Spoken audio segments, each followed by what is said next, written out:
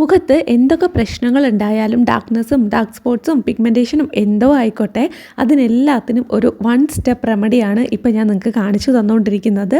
ഇത് നമ്മൾ ഹോം റെമഡിയാണ്, വീട്ടിൽ തന്നെ ചെയ്തെടുക്കുന്നതാണ്. ഡീറ്റെയിൽസ് എല്ലാം ഞാൻ ഓരോന്നായിട്ട് പറഞ്ഞു തരാം. ആരും വീഡിയോ സ്കിപ്പ് ചെയ്യരുത്, മുഴുവനായിട്ടും കണ്ടു നോക്കുക. ഉറപ്പായിട്ട് നിങ്ങൾക്കിത് ബെനിഫിഷ്യൽ ആയിരിക്കും, എല്ലാവർക്കും ചെയ്യാൻ പറ്റുന്നതുമാണ്. കുറേ കാലം ഒന്നും യൂസ് ചെയ്യേണ്ട, ഫസ്റ്റ് യൂസിൽ തന്നെ ലൈവ് റിസൾട്ട് നിങ്ങൾക്ക് കാണാനായിട്ട് പറ്റും കേട്ടോ. റിങ്കിൾസും ഡാർക്ക് സ്പോട്ട്സും വരെ മാറ്റിയെടുക്കാൻ പറ്റുന്ന പാക്കാണ്. എങ്ങനെയാണ് യൂസ് ചെയ്യേണ്ടതെന്ന് ഡീറ്റെയിൽ ആയിട്ട് ഞാൻ പറഞ്ഞു തരാവേ. അപ്പോൾ നിങ്ങൾ ആരും വീഡിയോ സ്കിപ്പ് ചെയ്യാതെ മുഴുവനായിട്ടും കണ്ടു നോക്കുക.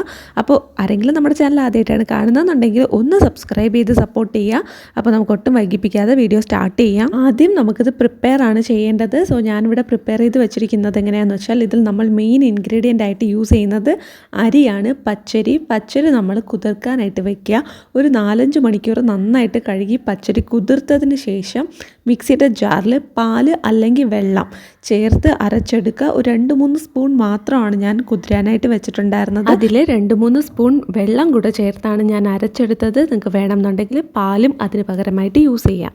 പച്ചരി എല്ലാവർക്കും കിട്ടുന്നതാണ്. നമ്മൾ ദോശയ്ക്കൊക്കെ അരയ്ക്കുന്ന അരി ഉണ്ടല്ലോ, അത് തന്നെ എടുത്താൽ മതി.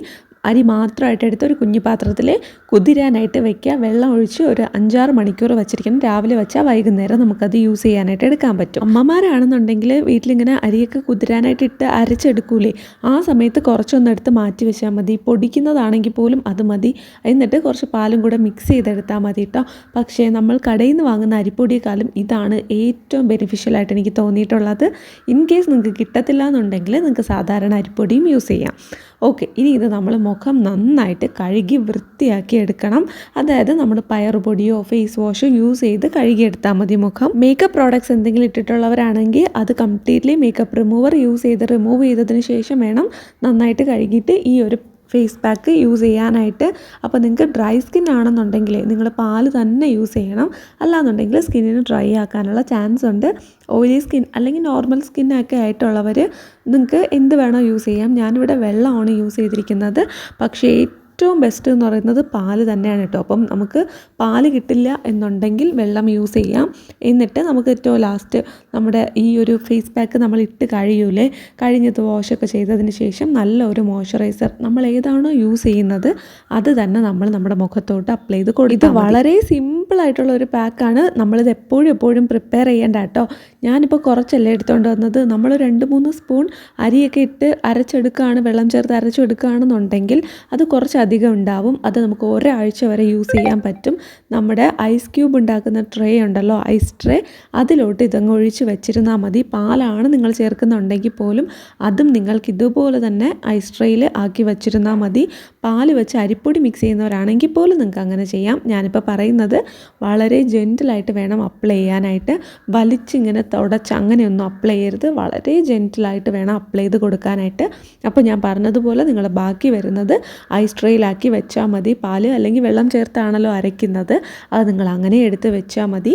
എന്നിട്ട് ഓരോ ദിവസം യൂസ് ചെയ്യാൻ സമയത്ത് അതൊന്ന് ഓരോ ഐസ് ക്യൂബ് എടുത്ത് അലിയിച്ചെടുത്താൽ മതി. അല്ലാന്നുണ്ടെങ്കിൽ ഐസ് ക്യൂബ് വെച്ച് തന്നെ മസാജും കൊടുത്താൽ മതി. ബെറ്റർ നമ്മൾ അലിയിച്ചിട്ട് കൈ കൊണ്ട് സോഫ്റ്റായിട്ട് അപ്ലൈ ചെയ്ത് കൊടുക്കുന്നതാണ്. ഒരു 10-15 മിനിറ്റ് വെച്ച് ഒന്ന് സെമി ഡ്രൈ ആവണം. ചില ഭാഗത്തൊക്കെ കംപ്ലീറ്റ്ലി ഡ്രൈ ആയിട്ടുണ്ടാവും, പക്ഷെ ചില ഭാഗത്ത് നനവുണ്ടാവും. ആ ഒരു സിറ്റുവേഷനിൽ എത്തുമ്പോഴേക്കും നമുക്കിത് നന്നായിട്ട് വാഷ് ചെയ്യണം. ഒരിക്കലും ഉരച്ച് വാഷ് ചെയ്യരുത്. വെറുതെ വെള്ളം തളിച്ചു കൊടുത്ത് അത് താനേ പോകണം നമ്മുടെ മുഖത്തുനിന്ന്. അല്ല, നമ്മൾ ഉരച്ച് കഴുകാനായിട്ട് പാടില്ല. വെള്ളം തളിച്ചു കൊടുക്കും തോറും ഇതിങ്ങനെ പൊക്കോണ്ടിരിക്കുക. അപ്പോൾ നിങ്ങൾ പുറത്ത് എവിടെയെങ്കിലും നിന്ന് ചെയ്യുക, അല്ലെങ്കിൽ വാഷ് ബേസിനിൽ സൗകര്യം ഉണ്ടെങ്കിൽ അവിടെ നിന്ന് ചെയ്താലും മതി. പിന്നെ അപ്പുറത്തും എല്ലായിടത്തും ആക്കരുത് വെള്ളം. ഇതിങ്ങനെ തളിച്ചു കൊടുത്ത് തന്നെ ചെയ്യണം. ഈ ഒരു രീതിക്ക് നിങ്ങൾ കൃത്യം ഒരാഴ്ച ചെയ്ത് നോക്കൂ. ഒരു 3 ദിവസം ആയാൽ പോലും നിങ്ങൾക്ക് നല്ല വ്യത്യാസം അറിയാനായിട്ട് പറ്റും. നിങ്ങൾ ഒരു ദിവസം ശനിയാഴ്ചയോ ഞായറാഴ്ചയോ പ്രിപ്പയർ ചെയ്ത് വെക്കുകയാണെന്നുണ്ടെങ്കിൽ ബാക്കി വീക്ക് ഡേയ്സിലെല്ലാം നിങ്ങൾക്ക് ഇത് യൂസ് ചെയ്യാനായിട്ട് പറ്റും. അരി അരയ്ക്കുന്ന ദിവസമൊക്കെ ആണെങ്കിൽ കുറച്ചെടുത്ത് മാറ്റി വെച്ചിരുന്നാലും മതി കേട്ടോ. വേറെ ഒന്നും ചേർക്കരുത്. വെറും പച്ചരി മാത്രമാണ് നമ്മളിതിൽ യൂസ് ചെയ്തേക്കുന്നത്. പാലോ അല്ലെങ്കിൽ വെള്ളമോ നിങ്ങൾക്ക് യൂസ് ചെയ്യാം. ഓക്കെ, അപ്പോൾ ഇത്രയേ ഉള്ളൂ. വളരെ സിമ്പിളാണ്, എല്ലാവർക്കും ചെയ്യാൻ പറ്റും. അത് നിങ്ങളെടുത്ത് ഫ്രീസറിൽ സ്റ്റോർ ചെയ്ത് വെക്കുക. എന്നിട്ട് എപ്പോഴാണ് യൂസ് ചെയ്യുന്നത് അപ്പോൾ എടുത്തെടുത്ത് യൂസ് ചെയ്താൽ മതി. നല്ല രീതിയിൽ സ്കിൻ കോംപ്ലക്ഷൻ ഇമ്പ്രൂവ് ആകും. ഇതാണ് നമ്മുടെ മറ്റേ കൊറിയൻ സ്കിൻ കെയർ ഉണ്ടല്ലോ, ഇത് തന്നെയാണ്. എല്ലാവരും ട്രൈ ചെയ്ത് നോക്കുക, നല്ല വ്യത്യാസം ഉണ്ടാവും. ഇത്രയും നേരം വീഡിയോ കണ്ടിരുന്ന എല്ലാവരും സബ്സ്ക്രൈബ് ചെയ്ത് ലൈക്ക് ചെയ്തൊക്കെ സപ്പോർട്ട് ചെയ്യുക. അടുത്ത വീഡിയോയിൽ കാണാം. ടാറ്റാ, ബൈ.